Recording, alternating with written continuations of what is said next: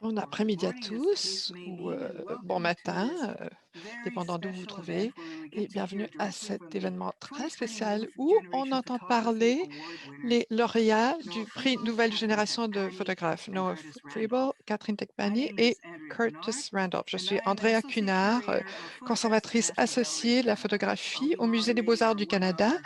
Je vais être l'animatrice de cet événement d'une heure aujourd'hui. Avant de commencer, j'aimerais prendre un instant pour reconnaître le fait que le Musée des Beaux-Arts du Canada est situé sur les terres ancestrales non cédées de la nation algonquine qui ont vécu dans ces lieux et qui en ont pris soin depuis les temps immémoriaux. Aujourd'hui, nous allons avoir une conférence en anglais avec interprétation simultanée. Vous pouvez entendre le français si vous cliquez sur le globe en bas du cadre de Zoom. Merci à l'équipe d'interprétation pour cette journée. Cet événement est enregistré et sera affiché à notre site web sous peu. Alors, rapidement, je vais vous présenter les lauréats du prix Nouvelle Génération de photographes. Ce prix, créé en 2017 par le Musée des Beaux-Arts du Canada en collaboration avec la Banque Scotia, récompense des artistes canadiens en début de carrière, des artistes de 35 ans et moins qui évoluent dans le domaine des arts photographiques. Les spécialistes de la photographie provenant de partout au pays sont invités à soumettre des candidatures pour la liste préliminaire. De cette dernière, 3 lauréats sont sélectionnés par un éminent jury d'experts de la photographie, d'artistes et de leaders de la communauté au Canada et ailleurs. Après la conversation d'aujourd'hui, nous allons prendre un peu de temps pour une séance de questions et réponses avec le public.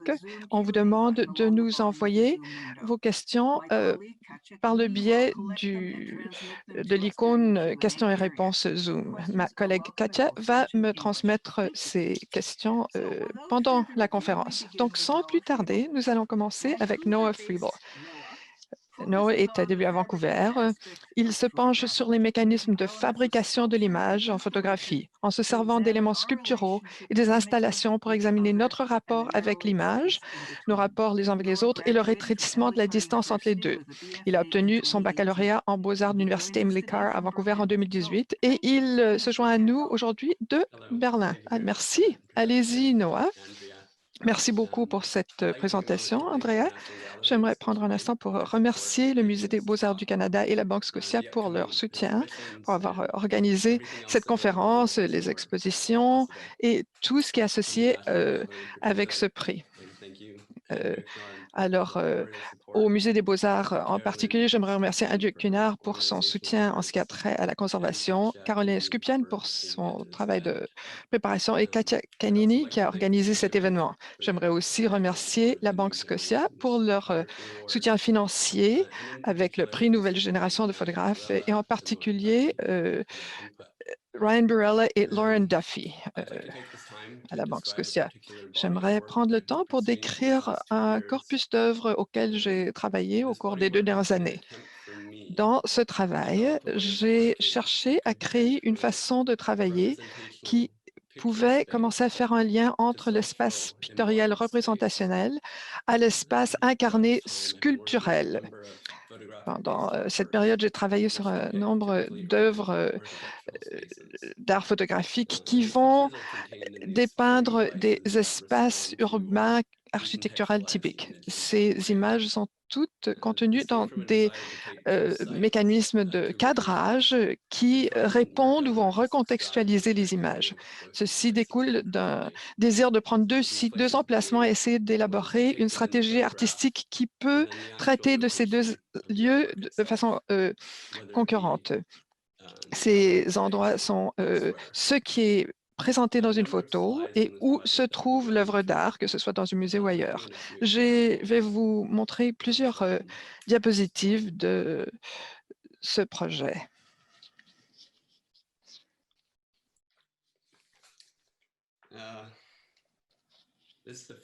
Voici le premier élément de ce corpus intitulé Worker Leaving the Site, ouvrier quittant le site. C'est une épreuve grand format qui a été montée dans une boîte en contreplaqué et qui dépeint une figure mise en scène, presque grandeur nature, qui quitte un site de construction le soir. J'avais juste avant ça créé des projections vidéo qui montraient des figures presque grandeur nature sur des supports autonomes. Toutes les figures dans ces vidéos participaient à une activité de travail, souvent monotone, répétitif, avec aucune progression narrative, autre que de continuer la tâche à accomplir. Mais avec le travailleur qui quitte le site, cette figure n'est pas représentée dans une activité de travail sans fin, mais plutôt euh, dans l'espace limitrophe entre le travail et le loisir. Il se tourne alors qu'il quitte le site de travail pour la soirée. Et donc, cette idée d'essayer de dépeindre ou même euh, imiter la délimitation entre les sphères sociales est devenue une idée centrale de mes œuvres. C'est quelque chose que je voulais examiner dans le sujet des photographies et la représentation physique des œuvres. C'est une série de 6 épreuves en noir et blanc qui sont encastrées en boîte d'acier. Ce sont des photos avec flash prises la nuit d'éléments architecturaux urbains. Ces œuvres documentent un type très particulier de design qu'on nomme parfois l'architecture hostile ou défensive. Ces deux adjectifs sont employés pour décrire des éléments d'architecture urbaine qui sont intentionnellement créés pour limiter certaines activités, par exemple dormir, le flânage ou la planche à roulettes.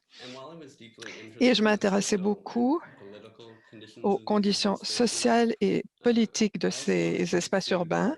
Je voulais aussi m'engager dans une réflexion sur leur état esthétique.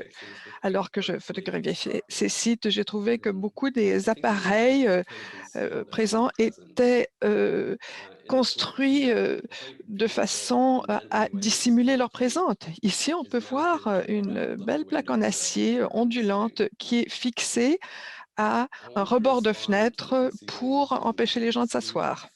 Je voulais répondre à cet euh, élément dissimulant et exclusif des sites. Et donc, j'ai commencé à ajouter ces éléments qui vont être des partitions au sein de la structure de la boîte et des cadres.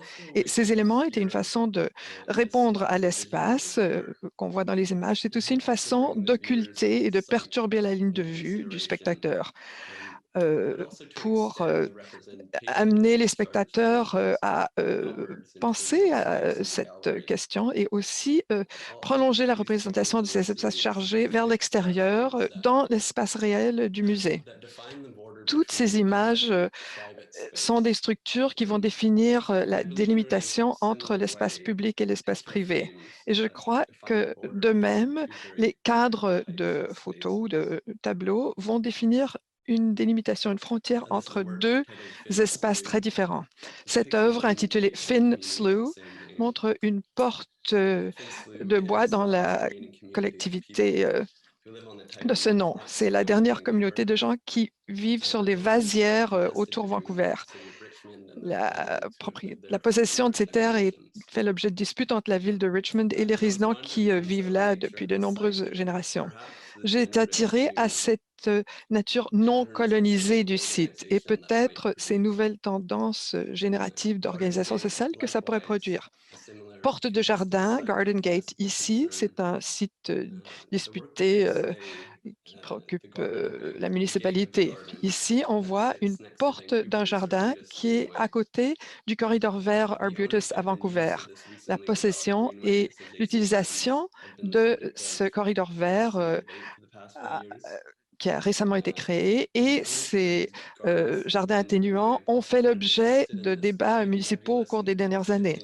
La possession de ces jardins autour du corridor vert ont existé dans une condition nébuleuse et qui continue à évoluer. Donc, on se demande comment une ville pourrait être organisée, comment différents publics sont créés. Comme avec la série de boîtes d'acier, j'étais curieux quant au statut politique et social du site. Et aussi en tant que photographe, je m'intéressais simplement à comment ce site apparaissait. Et j'ai commencé à prendre des photos de ce jardin et de cette porte. Et ça nous donne ce motif de clôture gothique. Pour le cadre, j'ai tracé numériquement le motif de la porte et j'ai fait produire par machine ce profil en bois.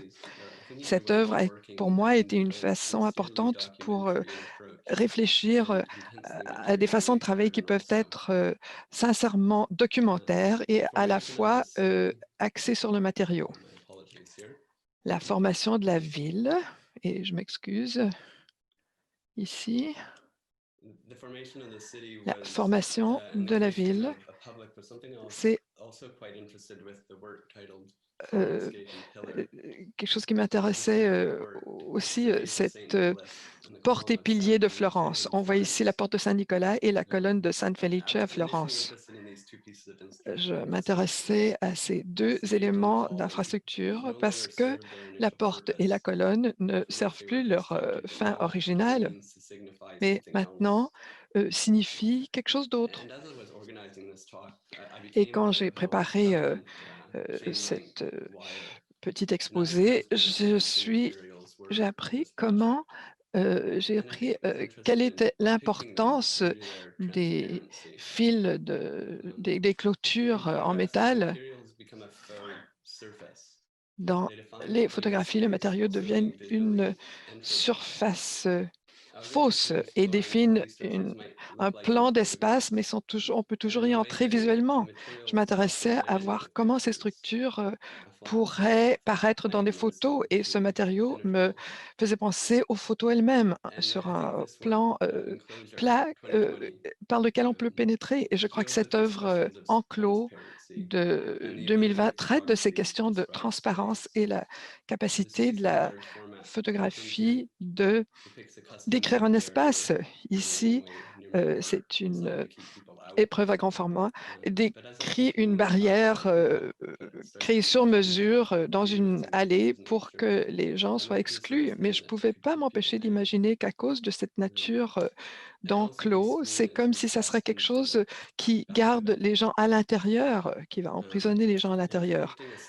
Un écran LCD se trouve ici avec la un portrait du personnage Lila Crane du film Psycho de Hitchcock, avec la bouche ouverte et une ampoule qui fait le tour de sa tête. Dans cette prise cinématique d'une figure statique, Hitchcock se sert du temps plutôt que de la profondeur de l'espace pour créer et décrire un espace.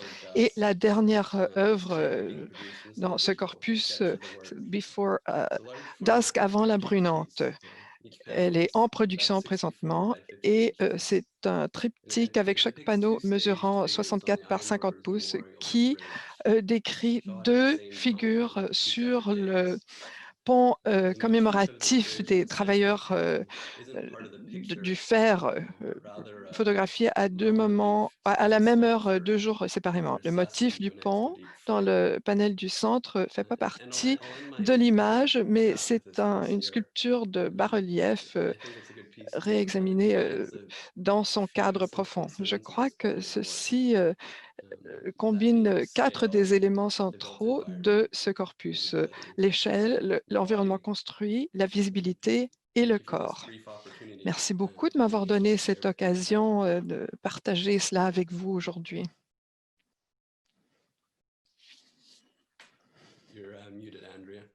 Andrew, votre micro.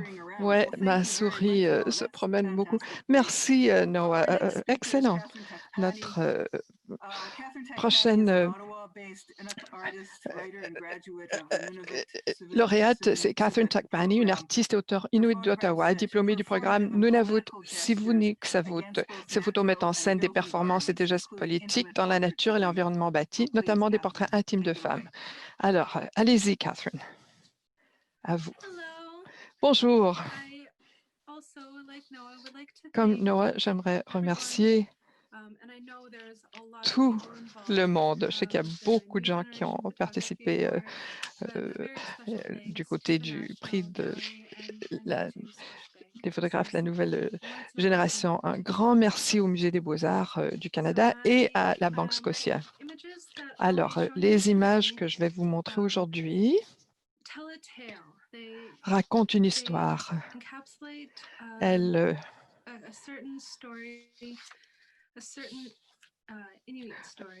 elles font partie ou présentent une histoire inuit. Mon parcours personnel. La première image, c'est une photo d'une Inuktitut, my nana. C'est que ma mère m'a donné quand j'étais enceinte de mon fils qui a maintenant 22 mois. Mais je voulais vraiment capter l'essence de l'Arctique et comment je me sentais vraiment bénie de devenir une Anana. Alors on commence cette histoire avant que j'arrive, ce parcours, ces images, pour moi, en haut à droite,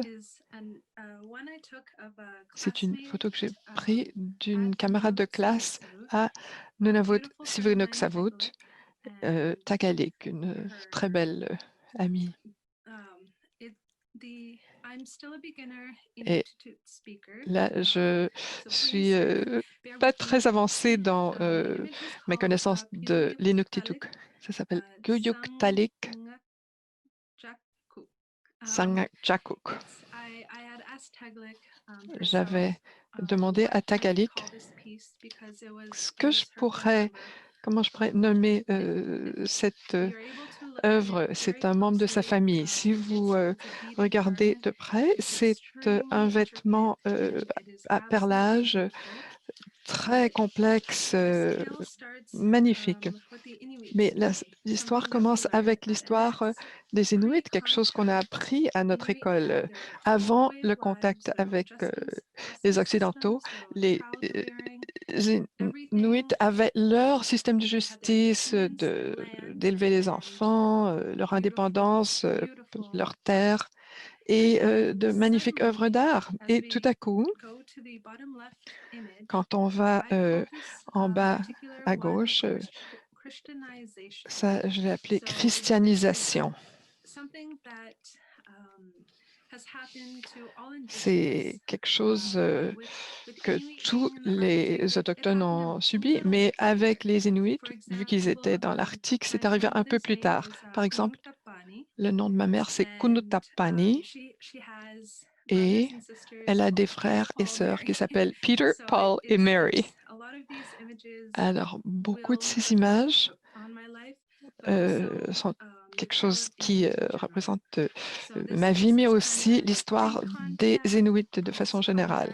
Donc, image avant le contact et après le contact ici.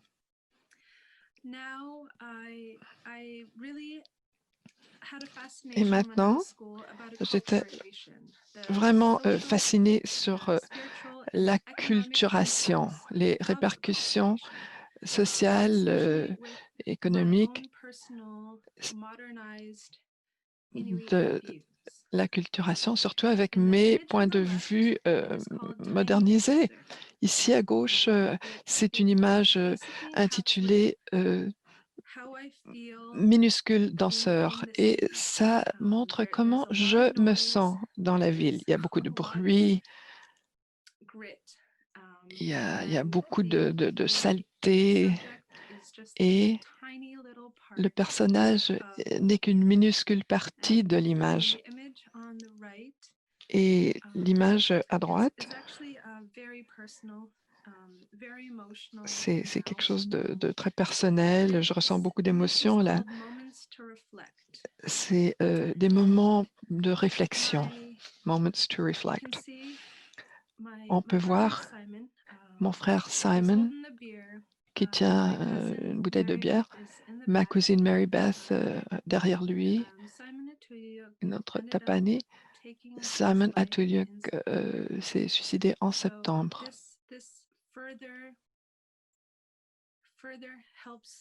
Alors, ceci, ça m'aide à mieux comprendre les répercussions de l'acculturation. Cette image est intitulée Everyone is hollow. C'est tout le monde est creux.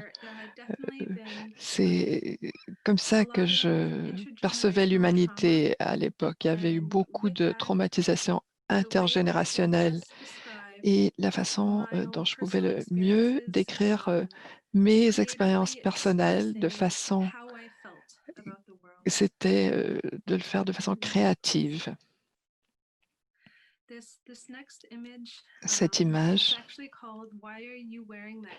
est intitulée Why are you wearing that stupid man? Pourquoi est-ce que tu portes cet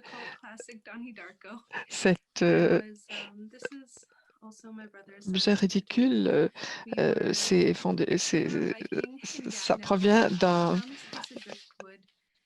d'une œuvre de fiction par Danny Darko. On était en vélo à Gatineau, on a trouvé ce morceau de bois, ça ressemblait à Frank, alors j'ai immédiatement pris une photo de Simon. Je crois que c'est vraiment magnifique. Oui, que tu reposes en paix, Simon.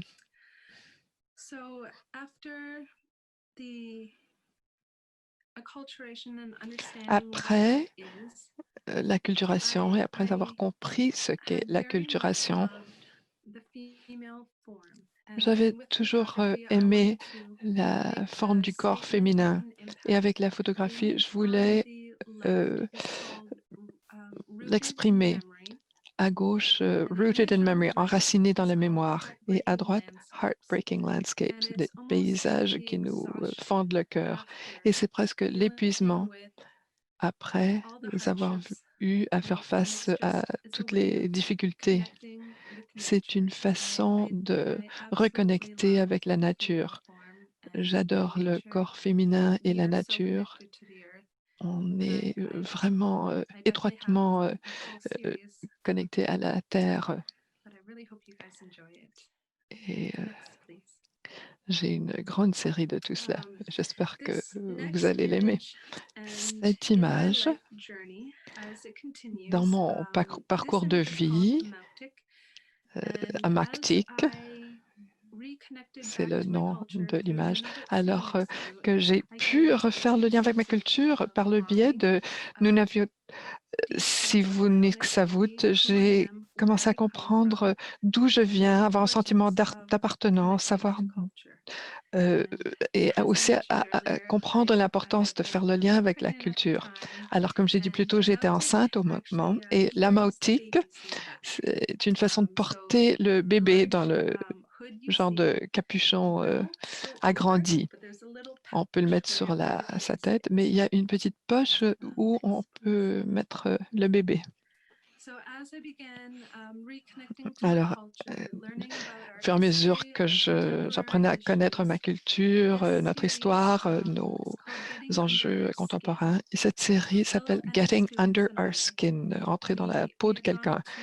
Des autres collègues de NS ici, nous sommes allés parler de l'importance de la chasse aux phoques. Les phoques sont importants dans la culture, c'est notre nourriture. Ça a été inspiré par le film Angry Inuk, un film documentaire de Alethea. Nous portons des vêtements de peau de phoque qui appartiennent au gouvernement de Nunavut et on a appris aux Canadiens non Inuk quelle est l'importance des phoques dans la culture inuit. À droite, vous pouvez voir deux femmes qui font le chant de gorge, qui est très important pour les Inuits. Ça a presque été complètement éliminé pendant la période de christianisation, mais heureusement, certains aînés ont continué à le pratiquer et l'ont transmis en secret aux générations plus jeunes. Et maintenant, c'est quelque chose qu'on peut célébrer. Image suivante. Nos femmes et nos filles sont sacrées. Un autre problème par rapport au Canada et les Autochtones et aux Autochtones aussi, ce sont les femmes et les filles disparues et assassinées. et aussi les personnes bispirituelles.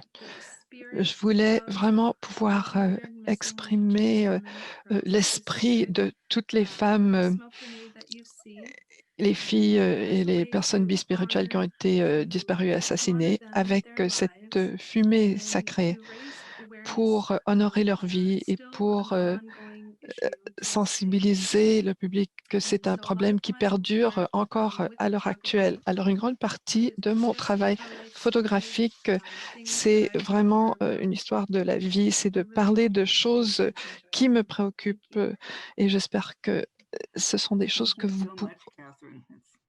pourrez, dont vous pourrez prendre plaisir aussi. Alors, maintenant, on arrive à Curtis Randolph, né à Toronto. Il crée des scènes qui sont des tableaux ou qui sont des trames, des éléments de production théâtrale. Il a grandi dans une famille théâtrale et il mélange le réalisme, le surréalisme, le journalisme ultra subjectif. Il remet en question des notions préconçues envers le style documentaire pour soulever des questions sur les faits et la fiction dans la photographie. Curtis, à vous la parole. Bonjour, j'aimerais remercier tout le monde au Musée des Beaux-Arts ainsi que la Banque Scotia et deux professeurs. Première est Katie McCormick à Ryerson ainsi que Julie Crooks de la Galerie de l'Art de l'Ontario. Merci beaucoup pour votre soutien et merci de m'avoir proposé comme candidat pour ce merveilleux prix. Alors, je vais commencer à expliquer un peu le processus. C'est l'histoire personnelle associée avec ce travail, ces œuvres que j'ai créées au fil des ans. J'ai grandi à Toronto et j'ai parlé de nombreuses scènes qu'on trouve dans la ville et donc je me suis concentrée sur le quartier annexe Mirvish Village au centre-ville de Toronto. Donc j'aimerais commencer en vous montrant un projet intitulé Horizon, créé en 2018. Ce projet était le plus grand défi pour moi jusqu'à présent. Je voulais organiser une scène à une station d'essence à côté de laquelle je passais très souvent quand j'étais dans le quartier. Et pour moi, c'était quelque chose de très beau. Avec ce projet, je voulais créer une série de micro-drames qui soulignaient certaines vignettes sur ce coin de rue. Alors voici la photo d'introduction intitulée Horizon qui montre tous les éléments de cette station d'essence sur laquelle je me pense. Et pour les autres images dans cette série,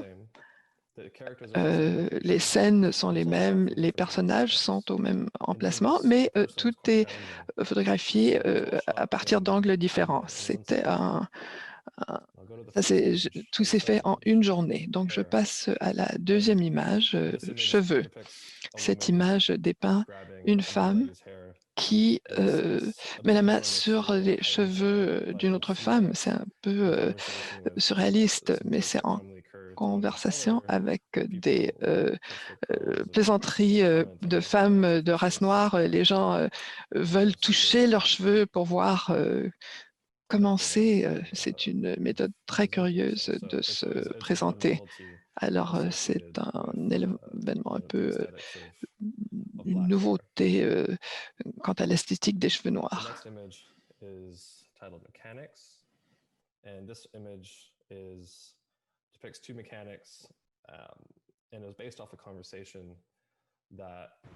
Ça, c'est basé sur une discussion que j'avais eue avec plusieurs personnes, mais j'ai compartimentalisé la discussion. C'est une discussion sur les différentes couleurs dans la communauté des Noirs. Je ne sais pas si vous le savez, mais dans notre communauté, nous avons nos propres tensions. Et donc, c'est une petite micro-agression et je voulais faire des commentaires. Ça Et là, ils étaient en train de jouer au backgammon, qui est un de mes jeux préférés. La question, c'est qu'est-ce que vous avez dépassé comme obstacle? Et celui qui est assis plus droit demande ça au gars dans le t-shirt blanc, parce qu'il y a toujours une association comme quoi la peau plus pâle dans la communauté noire sont privilégiées dans certains aspects. Donc, je voulais, moi, montrer ce genre de conversation. La photo suivante, ça c'est basé sur une discussion que j'avais entendue entre une jeune femme et sa mère. Et elle embêtait sa mère, elle lui disait qu'est-ce que c'est qu'un testament. Elle lui posait, bon, c'était une question un petit peu bizarre. C'était quelque chose d'un peu choquant pour un parent. La dernière photo de cette série s'intitule Je ne suis pas guerrier, d'après Douglas. C'était une grande inspiration pour moi, Douglas, et j'ai vu cette vidéo qu'il avait produite sur des gens qui n'interprètent pas bien les choses et qui pensent qu'une personne noire est quelqu'un d'autre simplement parce qu'ils pensent qu'ils se ressemblent. Ce n'est pas une confrontation agressive, mais quand même, c'est quelque chose qui arrive assez souvent chez les personnes de couleur ou pour les minorités. En général, il y a cette idée que vous ressemblez à telle ou telle personne. Et dans ce cas-ci, c'est d'une minorité à l'autre. Donc, c'est quelque chose de très, très commun comme conversation. Cette série-là a été documentée dans un style documentaire. Ça a été préparé, mais bon, j'aime ça, comment c'est préparé. C'est de la photographie, en fait, c'est tout.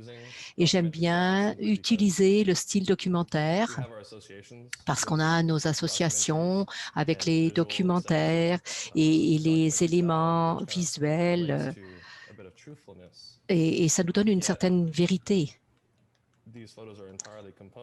Ces photos sont complètement composées, en fait. C'est bien d'utiliser les idées préconçues de la personne qui la regarde parce que ça va changer la manière dont on voit les faits et la fiction dans les images. Et c'est grâce à ce moyen-là qu'on peut le voir.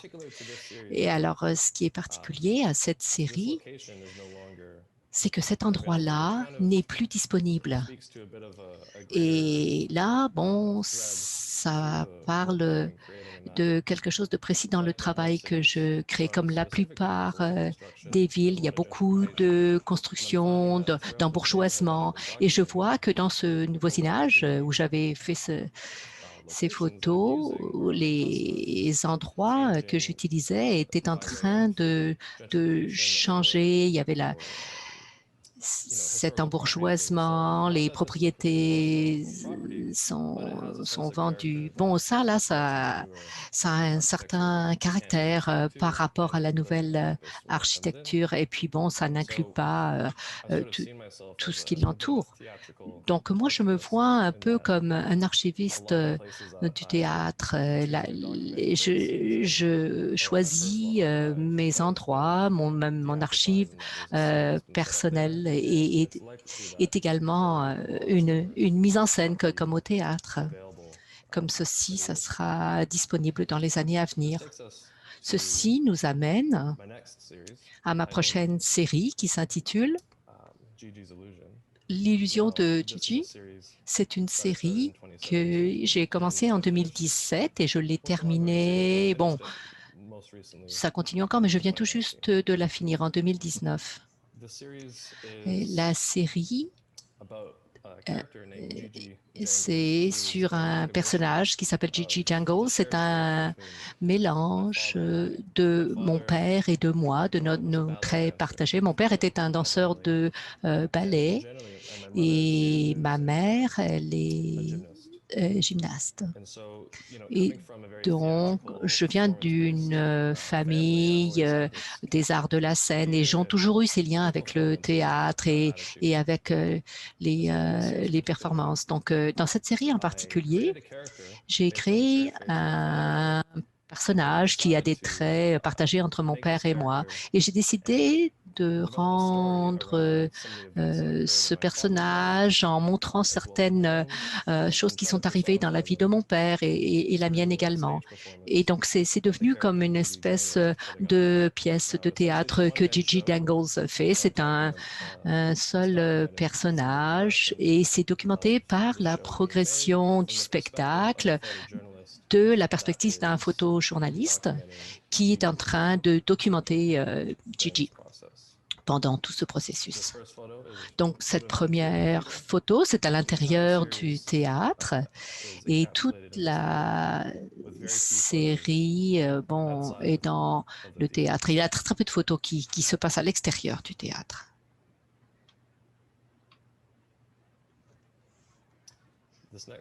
Alors, cette photo-ci s'appelle alors la soirée des retraités. C'est une de mes préférées. C'est une de mes salles préférées dans le théâtre. C'est un petit endroit dans la tour Berle. Il y a beaucoup d'anciens équipements qui est allé là pour mourir. C'est comme un cimetière d'équipements, en fait. Et j'aime beaucoup regarder ce qu'il y a dans cette pièce et je choisis des pièces d'archives que je vais utiliser à des objectifs différents. Dans le cas de Gigi, c'est là où il prend tout son équipement. Il n'a pas l'argent pour acheter de nouveaux équipements, donc il est souvent présent dans cette pièce, il cherche et il prend ce qu'il peut. Ça, c'est Gigi qui est sur la scène. Gigi vient d'une famille militaire, une famille aux États-Unis, dans les forces armées et dans l'aviation. Et donc, sa réflexion personnelle ressort dans cette série. Il prend les ordres, mais bon, un peu à la légère, si vous voulez. Ici, ça s'appelle Dédé. C'était une des illusions de Gigi, qu'il aime bien être présent sur scène. Et donc, cette illusion fait référence à Dédé. C'est le nom d'André le géant. Je ne sais pas si vous le savez, mais c'est une personne très, très grande. Et lorsque André avait en dessous de 14 ans, il était près de 7 pieds de haut. Donc, ça, c'était en 1955. L'histoire était beaucoup plus connue et disponible aux gens de cette époque. Cette photo-ci, c'est Negro Poppins. C'est la photo, c'est une autre illusion, un truc en fait que Gigi aime faire. Il n'y a pas d'auditoire dans ces images parce que c'est durant des répétitions. Mais cette photo m'emballait vraiment parce que lorsque je faisais l'éclairage, j'ai essayé de faire une espèce d'ombre de fantôme de l'opéra et j'ai vraiment beaucoup aimé ça. L'ombre, pour moi, fait référence au fantôme de l'opéra, celui qui habitait à l'opéra et il faisait la même chose. Donc, j'ai essayé de reproduire ça dans la série. Curtis, je vais falloir que je vous arrête parce que ça fait plus de 10 minutes, mais merci beaucoup. Mais il y a tellement de bonnes choses à voir encore. Oh, je n'ai pas eu l'avertissement. Bon, je pense qu'il y a eu une petite erreur technique. J'en suis désolée. Donc, merci beaucoup. C'est vraiment du travail fantastique. Peut-être qu'on pourrait avoir tout le monde sur l'écran maintenant parce que il faut qu'on discute un petit peu. Noah, Catherine, merci beaucoup. Catherine, vous êtes en sourdine, donc je vais vous demander d'allumer votre micro. Ça me frappe, je regarde votre travail et je vais vous poser une question assez générale. Quand est-ce que vous avez commencé à vous intéresser à la photographie? Mais bon, je ne veux pas poser cette question-là. Ce que je voudrais vous demander, c'est que chacun d'entre vous, vous travaillez avec cette idée de l'histoire, mais de manière différente. Donc, ça ressort vraiment avec vous, Curtis, et vous, Catherine, avec votre culture. Et puis également la question de l'architecture à Vancouver pour Noah. Donc, peut-être vous pourriez parler un petit peu de ça. Catherine, je vais commencer par vous.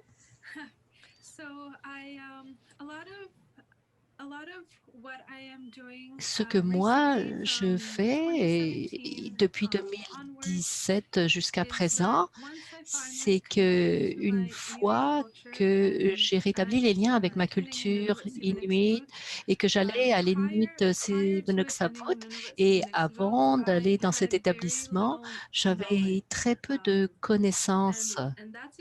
Et c'est ce que le gouvernement du Canada voulait faire dans l'éradication des Indiens. Ma mère était survivante d'un pensionnat autochtone. Elle avait survécu à la tuberculose aussi. Donc, mon histoire commence avec ma mère. Et elle est venue à Toronto dans un sanatorium à 6 ans. Et donc, dans ce sana, on lui a dit de ne pas parler en inuktitut. Euh, Tout sur leur vie, sur sa vie, son identité lui a été retiré. Et elle a une des médailles comme celle pour les chiens, si vous n'êtes pas au courant, mais dans la culture inuite, et le gouvernement et la GRC ne peuvent pas prononcer les noms indiens, donc on leur donne une étiquette avec un chiffre dessus. Donc, moi, quand on s'adressait à ma mère, on s'adressait avec son numéro. Et après 2 ans, elle a guéri et elle a eu une expérience avec les écoles fédérales. C'est la même chose que les pensionnats autochtones, mais ma mère habitait dans la ville où l'école avait été faite, donc on ne l'a pas retirée de sa communauté, elle était dans sa communauté, mais ce que je voulais faire, c'était de parler de l'histoire inuite avec mes images, euh, en utilisant le bon où nous étions, les impacts et ce qu'il va advenir de nous. Merci beaucoup. Juste la langue visuelle, de pouvoir articuler ça, c'était vraiment important pour vous, les thèmes et les récits et qui sont votre propre histoire. C'est ça ce que vous dites? Et votre histoire est celle de votre famille. Alors vous, Noah, comment est-ce que vous voyez cette relation avec la photographie et l'histoire? Comment est-ce que vous pouvez penser et préciser ça? Ma pratique, comme celle de beaucoup de photographes, bon, la photo, c'est une façon de rendre les choses autour d'eux plus logiques. La photographie est un outil pour isoler, examiner quelque chose dans l'environnement et les gens qui sont autour d'eux, les infrastructures. Comme ceci, ils peuvent prendre la photo, regarder la photo et y penser. Donc, ça pourrait... bon, moi, lorsque j'ai voulu documenter tous ces sites à Vancouver, moi, c'était une manière de me familiariser avec ça. Et donc, j'ai pu parler avec les résidents aussi et en apprendre sur les relations et la ville, ou alors le travail de porte de jardin que j'ai partagé. J'ai passé plusieurs samedis à photographier ces espaces. Donc, j'ai pu parler avec les habitants, les gens qui étaient dans les jardins. C'était quand même assez bien. Et il y avait des petits lots le long de la route. Et moi, ma pratique est reliée avec cette histoire. Et pour moi, c'est pour me familiariser avec tout ça. Et pour vous, Curtis, c'est aussi un voyage personnel, un peu, pas dans le même sens que Catherine, mais bon, d'une manière un peu différente. Oui, je dirais, l'histoire est arrivée tout d'abord parce que au cinéma et dans la photographie, tout ce que j'ai regardé, je n'avais jamais d'idée de à quoi ressemblait Toronto du point de vue cinématographique.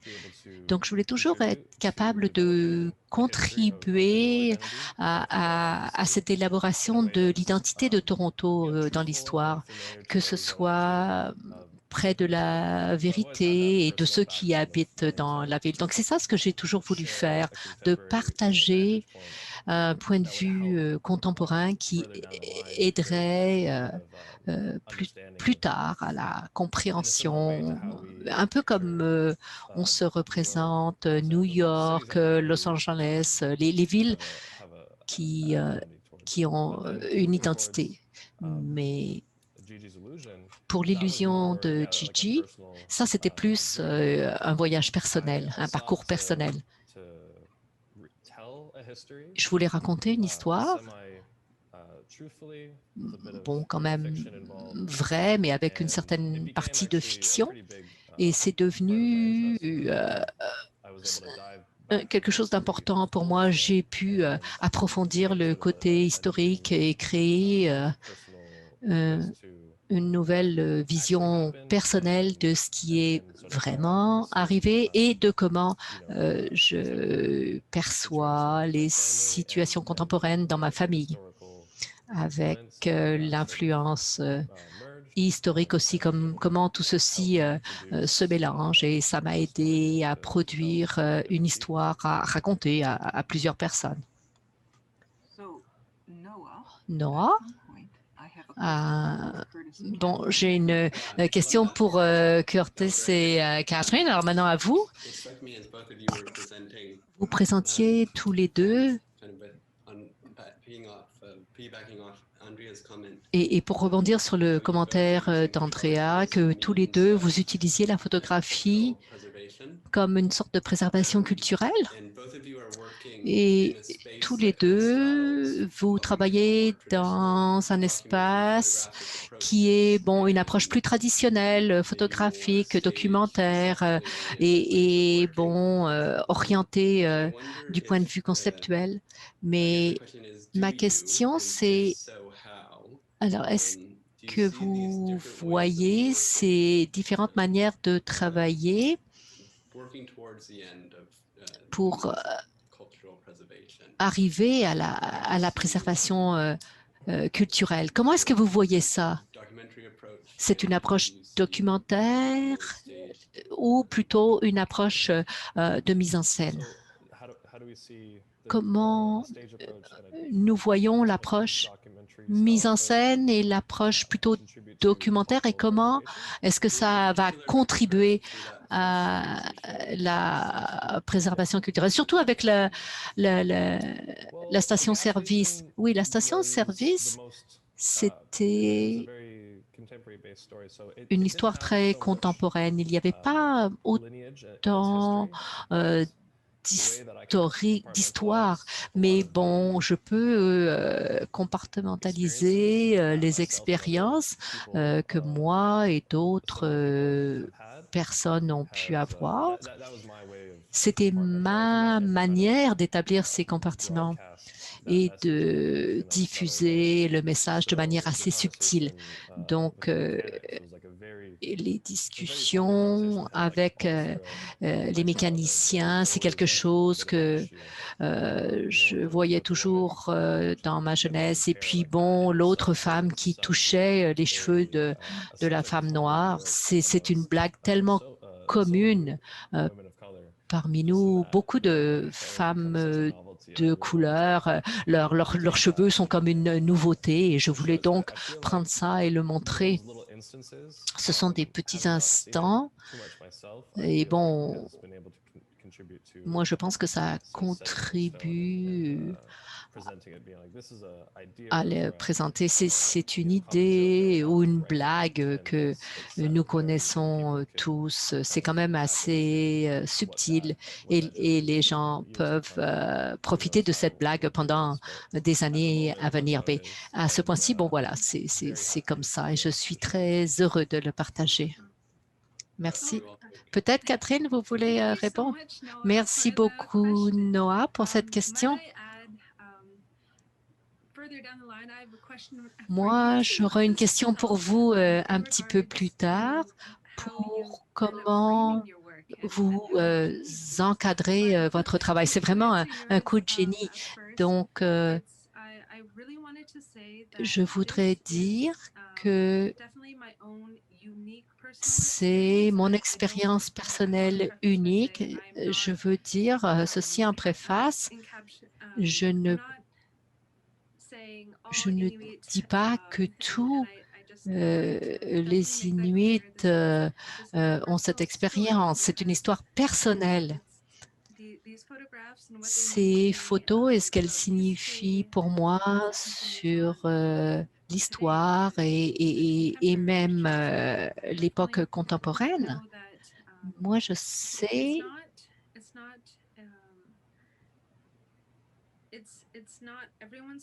ce n'est pas l'histoire de tous et toutes, mais ce sont des histoires semblables. La colonisation des Inuits au Canada, parce que, bon, ça a commencé au Groenland, en Alaska, en Sibérie. Tout ça, ce sont des histoires différentes, dépendamment de comment les gouvernements les avaient assimilées.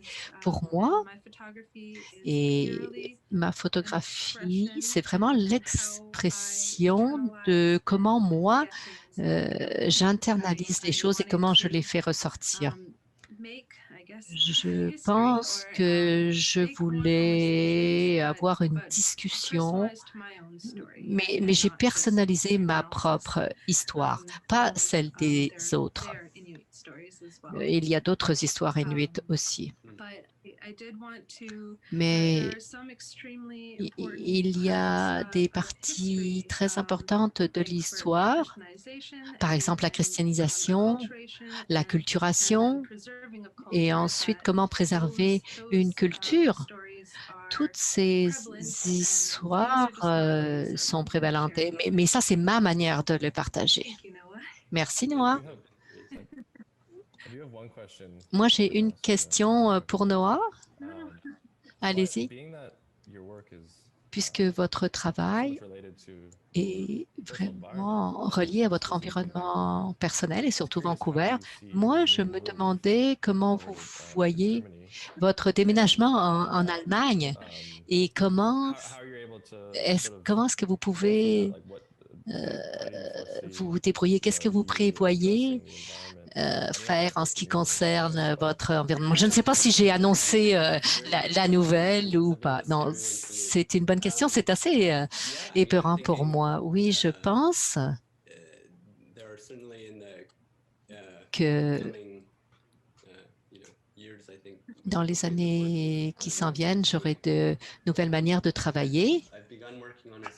J'ai commencé à travailler sur une série d'images faites sur un ordinateur. Et donc ça, c'est en réponse à la pandémie, parce que nous ne pouvions pas sortir autant Et j'ai passé beaucoup de temps à l'intérieur, donc j'ai commencé à travailler sur ces petites choses numériques, mais je ne sais pas comment les choses vont progresser, mais peut-être dans cette direction-là. Certaines des choses que vous avez mentionnées, l'architecture antisociale, par exemple. Alors, d'habitude, l'Allemagne, c'est plus social. Alors, je ne sais pas ce que ça va nous donner. Bon, il y a des gens qui dorment dans différents endroits. Je pensais que ça serait intéressant de voir les perceptions de l'architecture et de l'environnement. Une chose que j'ai remarquée, je l'ai vue en ligne, dans les coins ont une espèce de cône pour décourager les gens pour qu'ils n'aillent pas uriner sur les coins. Je ne sais pas si c'est populaire à Paris parce qu'ils n'avaient pas de toilettes intérieures jusque dans les années 60. Il va falloir que je surveille ça. Cette œuvre-là, bon, ça va surtout être axé sur l'Internet. Je n'ai pas encore travaillé avec l'environnement. Nous avons à peu près 1 minute ou 2. Donc, Catherine, qu'est-ce que vous vouliez dire sur ces cadres géniaux? Je voulais savoir ce qui vous a inspiré, par exemple, comment vous avez fait le découpage du jardin et qu'est-ce qui vous a inspiré à avoir ces idées de génie pour encadrer votre travail. Moi, j'adore. Merci beaucoup. Dans mon travail, je veux privilégier l'expérience. Et donc, j'ai découvert que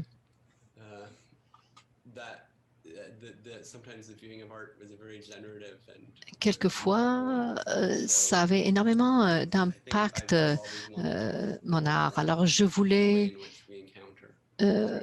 mettre la rencontre au premier niveau, qu'on ait cette rencontre dans un certain espace. Donc, mon travail récent, c'était ça, c'était basé sur la rencontre dans certains espaces. C'est vraiment super. Merci. Peut-être que nous avons encore 1 minute. Je ne sais pas si nous avons le temps de poser d'autres questions, mais... Oh, il y a Katia. Voilà. Bonjour à tous. Je voulais partager ce qu'il y avait dans la boîte de clavardage et certaines des questions ou des commentaires. C'est que bon, les gens ont vraiment apprécié vos présentations et que Catherine, votre voix est entendue. Je crois que les gens ont ressenti un lien avec vous trois, surtout avec cette situation bizarre avec le Zoom. Donc, je voulais partager ça avec vous, ce commentaire. Merci. Merci beaucoup. Vous avez été vraiment super tous les trois. Je ne pense pas que j'ai beaucoup de temps. Donc, merci beaucoup de votre présentation et de votre travail. C'est vraiment un privilège de vous avoir rencontré et de travailler avec vous maintenant et aussi à l'avenir. J'espère qu'on verra votre travail. Et je voudrais remercier tout le monde qui est venu assister à cette présentation Zoom. Donc, merci à notre auditoire de vous être rejoint à nous.